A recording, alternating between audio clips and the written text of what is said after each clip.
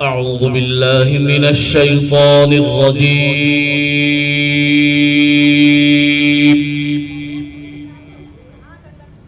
بسم الله الرحمن الرحيم.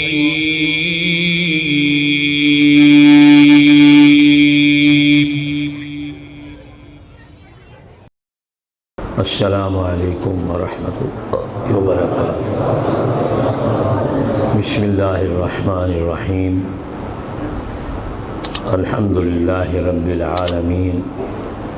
والصلاة والسلام علی اشرف المرسلین وخاتم النبیین سیدنا وحبیبنا وقرۃ اعیننا ونبینا وسندنا ومولانا محمد النبی الأمی الکریم وعلى آلہ واصحابہ وازواجہ واتباعہ اجمعین. اما بعد. گرامی قدر مکرمین و محترمین حضرات علماء کرام، مشائخ اعظام اور طلباء کرام، برادران اسلام، میرے بزرگوں، بھائیوں، دوستوں، حضرت مولانا محمد الیاس صاحب محمد مدظل العالی نے بتایا کہ یہ ماہانہ ماشاءاللہ اجتماع ہوتا ہے آپ کے ہاں، جس میں تصوف سے متعلق بیان بھی ہوتا ہے اور ذکر کی مجلس بھی ہوتی ہے. اللہ سبحانہ و تعالی بہت مبارک فرمائے. ہمارے حضرت شیخ رحمۃ اللہ علیہ اخیر زندگی میں اس کا بہت زیادہ اہتمام فرماتے تھے اور لوگوں سے تاکید کرتے تھے کہ کوشش کرنی چاہیے کوئی مدرسہ، کوئی ادارہ ایسا نہ ہو، کوئی مسجد ایسی نہ ہو جہاں مجلس ذکر یومیہ بنیاد پر یا ہفتے والی بنیاد پر یا ماہانہ بنیاد پر نہ ہوتی ہو، تاکہ تصوف اور خانقاہی سلسلہ بڑھتا رہے، چلتا رہے. چونکہ دین اسلام اللہ کا کامل اور مکمل دین ہے، اسی لیے اس کے مختلف شعبے ہیں. ہمارے اکابر رحمہم اللہ تعالی، علماء دیوبند رحمۃ اللہ علیہ مجمعین، ان سب کے اکابر کے میادین عمل مختلف تھے. بعضوں کا میدان عمل درس و تدریس تھا، بعضوں کا تالیف و تصنیف تھا، بعضوں کا رد فرق باطلہ، ادیان باطلہ تھا، بعضوں کا دعوت و تبلیغ تھا، بعضوں کا سیاسیات میں تھا، بعضوں کا جہاد میں تھا. کسی کا میدان عمل کوئی، کسی کا کوئی. اکابر نے سارے دین کے شعبوں کو زندہ کیا ہوا تھا اور سب کا اہتمام کیا تھا. ہر ایک کا میدان عمل مختلف تھا، لیکن ایک بات بطور قدر مشترک تمام اکابر میں یہ تھی کہ وہ سب کے سب جامعین شریعت و طریقت تھے. سب کے سب اول تا آخر بلا استثناء سب ایسے ملیں گے آپ کو. ہر ایک کے بارے میں ان کی سوانح زندگی اٹھا کر دیکھیں، یہی ملے گا کہ انہوں نے پہلے بہت اہتمام سے، توجہ کے ساتھ، یکسوئی کے ساتھ محنت کر کے، قربانی دے کے علم دین حاصل کیا. جب اس میں کمال حاصل کیا، اس کے بعد اپنے اصلاح قلب کی فکر کی اور اہل حق مشائخ میں سے کسی نہ کسی سے بیعت ہو کر جب تک ان کی طرف سے اصلاح قلب کے بارے میں اطمینان نہیں ہو گیا، وہ چین سے نہیں بیٹھے. تمام اکابر کی سوانح میں یہی ملے گا آپ کو. ہمارے حضرت شیخ رحمۃ اللہ علیہ کی کتاب ہے شریعت و طریقت کا تلازم، اس میں حضرت شیخ نے تحریر فرمایا ہے کہ اکابر کے دور میں خواص تو خواص عوام کے ذہن میں بھی یہ بات جمی ہوئی تھی، ہر ایک عامی شخص بھی جن کا اکابر سے تعلق تھا ان کے ذہن میں یہ بات جمی ہوئی تھی کہ یہ دونوں شریعت اور طریقت دونوں لازم و ملزوم ہیں۔ اور زبانی حضرت فرمایا کرتے تھے کہ اکابر کے دور میں جب بھی کوئی شخص کسی دینی کام میں حصہ لینا چاہتا یا دینی ادارے میں، دینی جماعت میں، تنظیم میں ملازمت اختیار کرنا چاہتا تو اگر وہ بیعت ہوتا تو اپنے مشائخ سے کے مشورے کے ساتھ ان کی نگرانی میں اس دینی کام میں حصہ لیتا، اور اگر بیعت نہ ہوتا تو وہ اہتمام کے ساتھ پہلے بیعت کرتا اور پھر ان کی نگرانی میں، اپنے مشائخ کی نگرانی میں اس دینی کام، دینی جماعت، دینی تنظیم، دینی ادارے میں حصہ لیتا۔ چونکہ ہر شخص کے دل میں یہ بات جمی ہوئی تھی کہ اگر خرابی دل کے ساتھ ساتھ میں اس دینی کام میں لگ گیا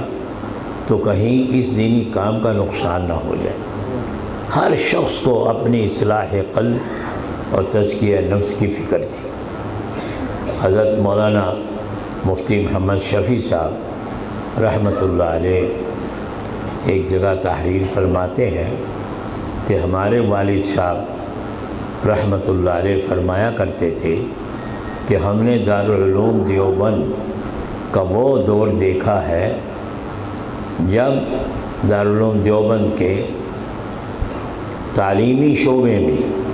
صدر مدرس سے لے کر ادنا سے ادنا مدرس تک اور انتظامی شعبے میں محتمم سے لے کے دربان اور چپراسی تک سب کے سب اول تا آخر صاحب نسبت بزرگ ہوتے تھے۔ سب کے سب کو اپنی اصلاح قلب کا اہتمام تھا اور اس کو پورا کر کے آتے تھے۔ اور دارالعلوم دیوبند میں دن کو قال اللہ اور قال الرسول کا غلغلہ ہوتا تھا، اور رات کو دارالعلوم دیوبند کے ہر حجرے سے یا تو تلاوت قرآن مجید کی آواز آتی تھی یا اللہ اللہ اللہ کی ضربوں کی آواز آتی تھی۔ اکابر کے دور میں دینی اداروں، دینی مراکز، علمی مراکز، مدارس کا یہ حال تھا کہ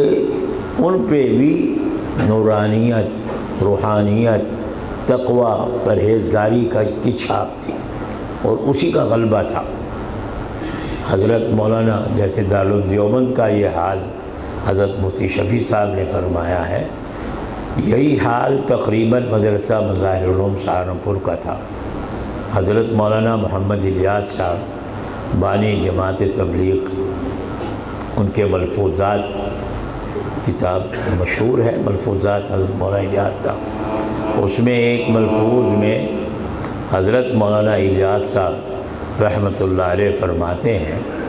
کہ میں جب کسی تبلیغ کے لمبے سفر میں نکل جاتا ہوں جہاں 20-25 دن، مہینہ، 1.5 مہینہ لگ جاتا ہے، تو عوام کے کثرت اختلاط کی وجہ سے مجھے اپنی باطنی کیفیت ذرا کمزور ہوتی ہوئی محسوس ہوتی ہے۔ تو جب تک میں اس سفر سے واپس آ کر خانقاہ رائے پور یا مدرسہ مظاہر العلوم کے ماحول میں 2-4 دن نہ گزار لوں، وہ کیفیت عود نہیں کرتی۔ حضرت مولانا الیاس صاحب نے جو اثر خانقاہ رائے پور کا بتایا وہی اثر مدرسہ مظاہر العلوم کے ماحول کا بتایا، اور لوگ بتاتے ہیں کہ حضرت جب اس لمبے سفروں سے آتے تھے حضرت مولانا الیاس صاحب، تو اگر حضرت رائے پوری خانقاہ میں ہوتے تو پھر خانقاہ میں چلے جاتے، لیکن حضرت کے اکثر اسفار بھی رہتے تھے، تو پھر حضرت مولانا الیاس صاحب مدرسہ مظاہر العلوم کے ماحول میں آ کے 2-3 دن وہاں اطمینان سے گزارتے اور ذکر الہی، مراقبات وغیرہ، ان 2-3 دن اسی میں منہمک رہتے تھے جمع کے ساتھ، حتیٰ کہ وہ باطنی کیفیت لوٹ آتی، پھر واپس اپنے مرکز میں چلے جاتے۔ اکابر کے دور میں اس کا بڑا اہتمام تھا، اس لیے ہمارے حضرت شیخ رحمۃ اللہ علیہ یہ بھی فرمایا کرتے تھے کہ اکابر کے دور میں مدارس پہ تقوی، پرہیزگاری اور تعلق مع اللہ کی فضا، روحانیت کی ایسی چھاپ تھی کہ طالب علم دورے تک پہنچتے پہنچتے اس کا واجبی سلوک طے ہو جاتا تھا۔ حضرت مولانا عبد الرحمن کامل پوری رحمۃ اللہ علیہ، جو مفتی احمد الرحمن صاحب اور قاری سعید صاحب کے والد تھے، قاری سعید الرحمن کے، ان کے بارے میں آتا ہے حضرت تھانوی کے اجل خلفاء میں سے تھے۔ ان کے حالات میں آتا ہے کہ جب وہ موقوف علیہ سے فارغ ہوئے، مشکات شریف سے دورے سے پہلے، تو حضرت تھانوی کی خدمت میں حاضر ہوئے اور عرض کیا کہ حضرت میں بیعت ہونا چاہتا ہوں۔ حضرت گنگوہی، حضرت تھانوی، اکابر کا معمول یہ تھا کہ طالب علموں کو بیعت نہیں کرتے تھے اور کہتے تھے طالب علم کو ہمیشہ پوری توجہ علم کی طرف دینی چاہیے، جب فارغ ہو پھر اس طرف آئے، وقت فارغ کر کے۔ ان سب حضرات اکابر کے بعد کے حضرات، حضرت مدنی، ہمارے حضرت شیخ، انہوں نے طالب علموں کو بھی بیعت ہونا شروع کر دیا تھا، اور ہمارے حضرت شیخ تو فرمایا بھی کرتے تھے کہ اس لیے شروع کیا ہے کہ اب طالب علم ویسے نہیں رہے جیسے پہلے ہوتے تھے۔ پہلے طالب علم بھی انہماک کے ساتھ اور یکسوئی کے ساتھ علم میں لگے رہتے تھے، اب طالب علموں کو اور بہت سی چیزوں کی طرف چونکہ لگ جاتے ہیں، اس لیے بیعت کرنا شروع کر دیا مشائخ نے، تاکہ جو توجہ ادھر ادھر جانی ہے وہ پھر اگر علم سے ہٹنی ہے تو پھر تصوف کی طرف، تعلق مع اللہ کی طرف اور ذکری وغیرہ کی طرف چلے، تاکہ ان دونوں کا جوڑ رہے۔ تو بہرحال اکابر کے دور میں طالب علم بھی اللہ کی طرف مائل تھے، ان کا دل بھی اللہ کی طرف لگتا تھا، تعلق مع اللہ کا غلبہ ہوتا تھا، فضائیں بھی اداروں کی، مدرسوں کی ایسی مبارک پاکیزہ ہوتی تھی کہ ان کا اثر ہر طالب علم پہ پڑتا تھا، اور اکابر بھی ویسے ہی تھے۔ تو اکابر طالب علموں کو بیعت نہیں کرتے تھے،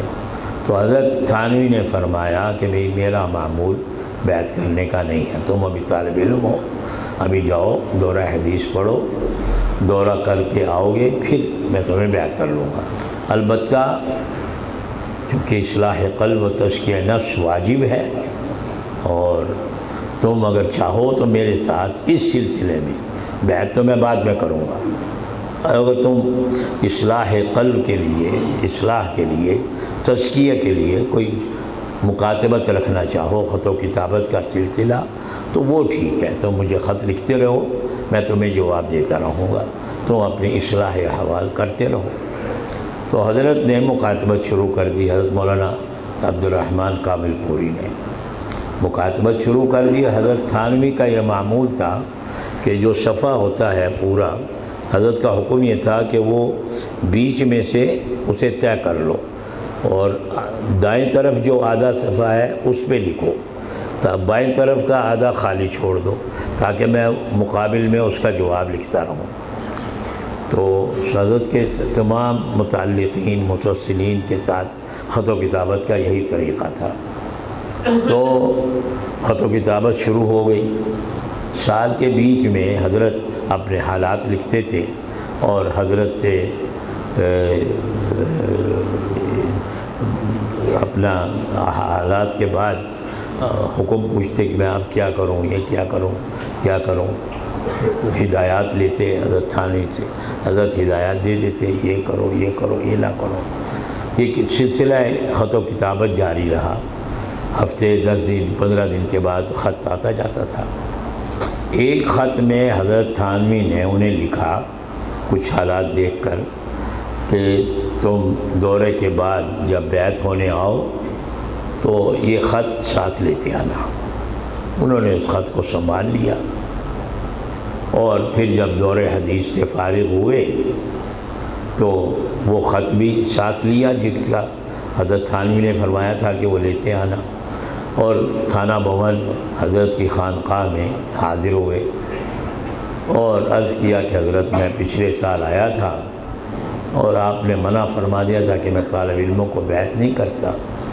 لہذا میں اب دورے سے فارغ ہو گیا ہوں اور اب میں بیعت ہونے آیا ہوں، اور آپ نے مجھے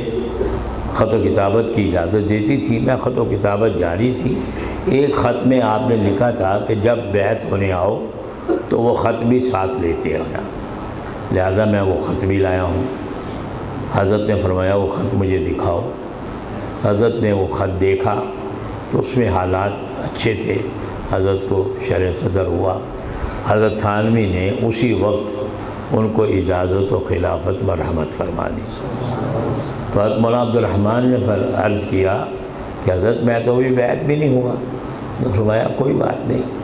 شرط نہیں ہے خلافت کے لیے، اجازت کے لیے کہ بیعت ہو۔ اجازت خلافت دے دی، پھر کہا اب بیعت ہونا چاہو تو ہو جاؤ۔ تو حضرت کی بیعت بعد میں ہوئی، پہلے اجازت خلافت ہو گئی، بیعت بعد میں ہوئی۔ تو ہمارے شیخ رحمۃ اللہ علیہ فرماتے تھے کہ اکابر کے دور میں مدارس کی فضا ایسی ہوتی تھی، تقویٰ پرہیزگاری کی، تعلق مع اللہ کی، نسبت یہ غلبے کی، روحانیت نورانیت کی فضا، کہ طالب علم جب تک دورہ حدیث کرتا تھا اس کا واجبی سلوک طے ہو چکا ہوتا تھا۔ تھوڑی دیر کے لیے مشائخ یہاں جاتا، مہینہ 2 مہینے، ہفتہ 2 ہفتے، اور اللہ تعالیٰ سلوک طے کرا دیتا۔ حضرت امام ربانی مولانا رشید احمد گنگوہی رحمۃ اللہ علیہ کا واقعہ ہے کہ حضرت حاجی صاحب سے جب بیعت ہوئے تو حضرت نے معمولات بتائے، ذکر جہری وغیرہ بتایا، 12 تسبیح کا حضرت نے کیا۔ ایک ہفتے کے بعد حضرت حاجی امداد اللہ مہاجر مکی رحمۃ اللہ علیہ نے فرمایا کہ میاں رشید احمد، جو امانت اللہ نے مجھے دی تھی وہ میں نے تمہیں عطا کر دی۔ حضرت گنگوہی فرماتے ہیں میں سوچتا ہی رہا کہ وہ کیا دیا ہے حضرت نے مجھے۔ 12 سال کے بعد جا کے مجھے پتہ چلا کہ حضرت نے کیا دیا تھا۔ تو ایک ہفتے کے بعد ہی اجازت ہو گئی۔ باتوں کو مہینہ 2 مہینہ لگ جاتا تھا، 6 مہینے 8 مہینے، جیسے بھی مصالح بھی ہوتی ہیں، بعد مشائخ ذرا اجازت کو تاخیر مؤخر بھی کر دیتے ہیں، صلاحیت کے باوجود یہ بھی ہوتا ہے۔ تو بہرحال میں عرض کرنا چاہ رہا تھا کہ ہمارے اکابر کے یہاں اس کی بہت زیادہ اہمیت تھی، بعد میں کمی آ گئی، بلکہ حضرت حکیم الامت مولانا اشرف علی تھانوی رحمۃ اللہ علیہ کا ایک ملفوظ ہے جس سے یہ پتہ چلتا ہے کہ ہمارے اکابر علماء دیوبند کا ترہ امتیاز ہی یہ شعبہ تصوف تھا۔ حضرت تھانوی فرماتے ہیں کہ اگر کوئی شخص مجھ سے یہ کہے کہ تمہارے اکابر سے بڑھ کر علم تفسیر میں فلاں عالم دین ہے تو میں اس سے کوئی اختلاف نہیں کروں گا، کوئی جھگڑا نہیں کروں گا، کہوں گا ہاں ممکن ہے، ہو سکتا ہے۔ اور اگر کوئی شخص مجھے یہ کہے کہ علم حدیث میں تمہارے اکابر سے بڑھ کر فلاں محدث ہیں، فلاں عالم ہیں، تو میں اس سے بھی کوئی مباحثہ مناقشہ نہیں کروں گا، کیونکہ میں کہوں گا ٹھیک ہے، ممکن ہے، ہو سکتا ہے، ہو سکتا ہے۔ اور اگر کوئی شخص یہ کہے کہ فقہ میں اور فتوے میں تمہارے اکابر سے بڑھ کر فلاں مفتی، فلاں فقیہ ہیں، فلاں عالم ہیں، تو میں اس سے بھی کوئی اختلاف نہیں کروں گا، اعتراض نہیں کروں گا، کہوں گا ہاں ممکن ہے، ہو سکتا ہے۔ آگے حضرت تھانوی فرماتے ہیں لیکن یہ بات میں دعوے سے کہتا ہوں، یہ بات میں دعوے سے کہتا ہوں کہ بے نفسی اور تعلق مع اللہ اور للہیت میں میرے اکابر کا کوئی ثانی نہیں ہے۔ ایسے ملفوظات سے پتہ چلتا ہے کہ ہمارے اکابر کا یہ ترہ امتیاز تھا، اور اسی میں کمی بھی آ گئی۔ اسی لیے ہمارے حضرت شیخ رحمۃ اللہ علیہ آخر زندگی میں گویا ساری عمر تو پڑھنے پڑھانے میں تعلیف تصنیف میں گزاری، لیکن آخری 12-13 سال تدریس چھوڑنے کے بعد انتقال تک یہی فکر حضرت کو سوار تھی کہ یہ خانقاہی سلسلہ، تصوف کا سلسلہ، یہ ہمارے حلقے میں اکابر کے متعلقین میں کمزور ہو گیا ہے۔ دین کے سارے شعبے اہم ہیں، یہ سارے دین اسلام کے شعبے ہیں، چاہے دعوت و تبلیغ کا شعبہ ہو، چاہے درس و تدریس کا ہو، تالیف و تصنیف کا ہو، رد فرق باطلہ کا ہو، مناظروں کا ہو، جہاد کا ہو اور سیاسیات کا ہو، یہ سارے دین کے شعبے ہیں، وہ سارے اہم ہیں، کوئی کسی کا متبادل نہیں ہے، کوئی شعبہ کسی کا متبادل نہیں ہے، ہر شعبہ اپنی اپنی جگہ اہم ہے۔ لیکن یہ شعبہ تصوف جو ہے اس میں 2 چیزیں امتیازی ہیں جس کا تعلق تمام دین کے شعبے والوں سے ہے۔ ایک یہ کہ اس شعبہ تصوف کی بنیاد ہی تزکیہ نفس اور اصلاح قلب ہے، اور اصلاح قلب اتنا اہم ہے کہ اصلاح عمل کو اللہ تعالیٰ نے اصلاح قلب کے ساتھ جوڑا ہے۔ جب تک قلب کی اصلاح نہیں ہوگی، دل کی اصلاح نہیں ہوگی، عمل صالح نہیں ہو سکتا۔ حضور صلی اللہ علیہ وسلم کا ارشاد ہے، الا ان فی الجسد لمضغہ اذا صلحت صلح الجسد کلہ واذا فسدت فسد الجسد کلہ الا وہی القلب، کہ دیکھو ہر انسان کے جسم میں ایک چھوٹا سا ٹکڑا ہے، چھوٹا سا، لیکن وہ اہم اتنا ہے کہ اگر وہ ٹھیک ہو جائے تو سارا جسم ٹھیک ہو جاتا ہے، سارے اعمال ٹھیک ہو جاتے ہیں، اور اگر وہ خراب ہو جائے تو سارا جسم خراب ہو جاتا ہے، سارے اعمال خراب ہو جاتے ہیں، اور وہ دل ہے۔ تو یہ اصلاح عمل ہر مسلمان کی ضرورت ہے، چاہے وہ درس و تدریس میں لگا ہوا ہو، چاہے مناظرات میں لگا ہوا ہو، رد فرق باطلہ میں لگا ہوا ہو، تعلیف و تصنیف میں لگا ہوا ہو، تبلیغ و دعوت میں لگا ہوا ہو، جہاد فی سبیل اللہ میں لگا ہوا ہو، سیاسیات میں لگا ہوا ہو، دنیا دین کے کسی شعبے میں لگا ہوا ہو، ہر ایک کے لیے ضروری ہے کہ اس کا عمل صالح ہو، ورنہ بیکار ہے، علم بھی بیکار، تبلیغ بھی بیکار، مناظرے بھی بیکار، اور رد فرق باطلہ بھی بیکار، جہاد بھی بیکار، سب بیکار ہو جاتا ہے اگر عمل صالح نہیں ہے تو۔ احادیث میں شدید ترین وعید آئی ہے ان لوگوں کے لیے جو اپنے علم کے مطابق عمل نہیں کرتے۔ تو ایک تو یہ چیز ایسی ہے، اصلاح عمل، اصلاح عمل کا جوڑ اصلاح قلب سے ہے، اور اصلاح قلب کا تعلق تصوفی سے ہے۔ اسی لیے حضرت شاہ ولی اللہ صاحب رحمۃ اللہ علیہ فرماتے ہیں کہ تصوف روح دین ہے، پورے دین اور دین کے ہر شعبے کی روح تصوف ہے، ہر شعبے، کوئی شعبہ اس سے خالی نہیں ہے۔ اور دوسری خصوصیت جو تصوف اور خانقاہی سلسلے میں ہے کہ اس سے ہر عمل کی ویلیو اور قدر و قیمت اللہ کے ہاں بڑھتی ہے۔ عمل ایک ہی ہے لیکن اس کی اخلاص کے مطابق، دل کی کیفیت کے مطابق، تعلق مع اللہ کے مطابق، توجہ الی اللہ کے مطابق، ایمان کی قوت کے مطابق اس کی قدر و قیمت اللہ کے ہاں بڑھے۔ جیسے حدیث شریف میں آتا ہے، بعض لوگ نماز پڑھتے ہیں ان کو پوری نماز کا ثواب ملتا ہے، اور بعض پڑھتے ہیں ان کو آدھی نماز کا ثواب ملتا ہے، اور بعض پڑھتے ہیں ان کو چوتھائی نماز کا ثواب ملتا ہے، اور بعض پڑھتے ہیں ان کو 10ویں حصے نماز کا ثواب ملتا ہے، اور بعض وہی نماز پڑھتے ہیں لیکن گندے کپڑے میں لپیٹ کے اللہ اس کے منہ پہ مارتے ہیں۔ ایک ہی نماز،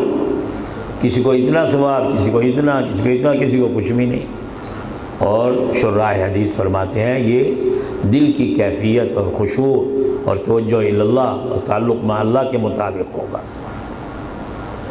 کہ اس کو نماز تو ادا ہو جائے گی لیکن ثواب کچھ نہیں ملے گا۔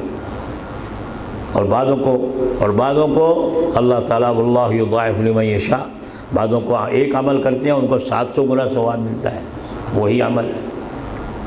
حافظ ابن القیم رحمۃ اللہ علیہ نے امام ابن ابی دنیا رحمۃ اللہ علیہ کے حوالے سے الوابل الصیب میں ایک روایت نقل کی ہے کہ ایک صحابی نے حضور صلی اللہ علیہ وسلم سے پوچھا کہ یا رسول اللہ، بہت سے لوگ حج کرتے ہیں، ان میں افضل حاجی کون ہے؟ حضور صلی اللہ علیہ وسلم فرمایا اکثرہم ذکرا للہ، جو ان میں سب سے زیادہ اللہ کا ذکر کرنے والا ہوگا۔ پھر ان صحابی نے پوچھا یا رسول اللہ، بہت سے لوگ جہاد کرتے ہیں، فمن افضل المجاہدین، ان مجاہدین میں سب سے افضل بہتر مجاہد کون ہے؟ تو اللہ صلی اللہ علیہ وسلم فرمایا اکثرہم ذکرا للہ، جو ان میں سب سے زیادہ اللہ کا ذکر کرنے والا ہوگا وہ سب سے افضل ہوگا۔ پھر انہوں نے تیسرا سوال کیا کہ بہت سے لوگ روزے رکھتے ہیں، فمن افضل الصائمین، ان روزے داروں میں سب سے بہتر روزے دار کون ہے؟ اس کے جواب میں بھی حضور صلی اللہ علیہ وسلم نے یہی فرمایا اکثرہم ذکرا للہ، جو ان میں سب سے زیادہ اللہ کا ذکر کرنے والا ہوگا۔ پھر راوی کہتے ہیں کہ ان صحابی نے کئی اور طبقات اور جماعتوں کے بارے میں بھی پوچھا کہ یا رسول اللہ، اس طبقے میں کون افضل ہے، اس جماعت میں کون افضل ہے، اس میں کون افضل ہے؟ ہر ایک کے جواب میں رسول اللہ صلی اللہ علیہ وسلم نے یہی جواب مرحمت فرمایا اکثرہم ذکرا للہ، کہ ان میں بھی جو سب سے زیادہ اللہ کا ذکر کرنے والا ہوگا وہی افضل ہوگا۔ حافظ ابن القیم رحمۃ اللہ علیہ اس کی تشریح میں لکھتے ہیں کہ چونکہ اللہ کے ذکر سے دل کی گندگیاں دور ہوتی ہیں اور دل میں ایمان، اخلاص، تعلق مع اللہ کا نور آتا ہے، جتنا یہ نور بڑھے گا اتنا ہی اس عبادت، اس عمل کی قدر و قیمت اللہ کے ہاں بڑھے گی اور اتنا ہی وہ شخص افضل ہو جائے گا۔ تو چونکہ جو سب سے زیادہ ذکر کرنے والا ہوگا اس کے دل میں نورانیت، روحانیت، ایمان، تعلق مع اللہ، احسان کی کیفیت کی مقدار، نور بڑھا ہوا ہوگا، اس لیے وہ سب سے افضل ہوگا۔ تو یہ حضرت مجدد الفسانی رحمۃ اللہ علیہ فرماتے ہیں کہ یہ تصوف کی دوسری امتیاز اور خصوصیت ہے کہ اس سے اعمال کی قدر و قیمت اللہ کے ہاں بڑھتی ہے، یہ اور دین کے شعبے سے متعلق نہیں ہے۔ تو اسی لیے حضرت شاہ اللہ فرماتے ہیں کہ تصوف دین کی روح ہے۔ اللہ تعالیٰ آپ سب حضرات کو قبول فرمائے، اور جو بھی نیک دین کے شعبوں میں لگے ہوئے ہیں اللہ سب کو قبول فرمائے۔ کہ ہمارے اکابر رحمہم اللہ تعالیٰ کا طرہ امتیاز اور خصوصیت یہ تھی کہ وہ جس کام میں بھی لگے لیکن طریقت کا پورا اہتمام کیا، اصلاح قلب اور تزکیہ نفس اور دل کی نورانیت کا پورا اہتمام کیا۔ جیسے ابھی حضرت مولانا الیاس گمر رحمت مدد علی فرما رہے تھے کہ یا ایھا الذین آمنوا اتقوا اللہ وکونوا مع الصادقین، اکابر نے اس کا پورا اہتمام کیا، پورا اہتمام کیا۔ اکابر کی سوانح پڑھیں، ان کے حالات دیکھیں، انہوں نے بہت زیادہ اس کا اہتمام کیا۔ اللہ ہم سب کو دین کے خدمت کے لیے، دین کی سربلندی کے لیے، حق کی سربلندی کے لیے قبول فرمائے، کہ ساتھ ساتھ اخلاص، تقوی، احسان، ایمان، تعلق مع اللہ، اس کا اعلیٰ درجہ اللہ عطا فرمائے، کہ یہی ہمارے اکابر کا بنیادی ورثہ ہے۔ اللہ سب دین کے کاموں میں قبول فرمائے۔ اس کا بھی، اور الحمدللہ حضرت مولانا الیاس صاحب کو بھی اللہ تعالیٰ نے اسی اکابر کی خصوصیت سے نوازا ہے کہ یہ جامع شریعت و طریقت ہے، دونوں کا ان کو اہتمام ہے۔ اللہ انہیں اور ترقیات سے نوازے، برکتوں سے نوازے، اور مزید اس کا اہتمام کرنے کی توفیق عطا فرمائے۔ یہ جو ماہانہ ماشاءاللہ یہاں اجتماع ہوتا ہے، ذکر کی مجلس ہوتی ہے، تصوف کا اہتمام ہوتا ہے، یہ انہی اکابر کے نقش قدم پہ چلتے ہوئے یہ کر رہے ہیں۔ اللہ تعالیٰ ہمیں تمام امور میں اپنے اکابر کے نقش قدم پر چل کر اللہ تعالیٰ اپنی رضا، خوشنودی اور حضور صلی اللہ علیہ وسلم کی خوشنودی ہم سب کو نصیب فرمائے۔ وصلی اللہ علی سیدنا محمد۔